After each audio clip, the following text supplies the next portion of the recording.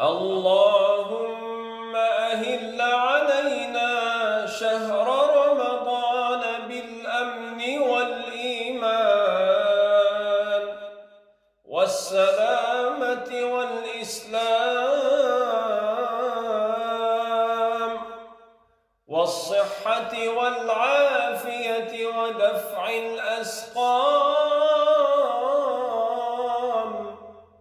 اللهم ارزقنا صيامه وقيامه وتلاوة القرآن فيه.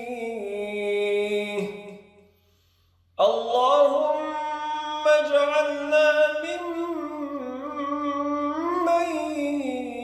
يصوم رمضان إيمانا واحتسابا. اللهم ارفع البلاء وادفع الوباء عنا وأنزل رحمتك ولطفك على العباد.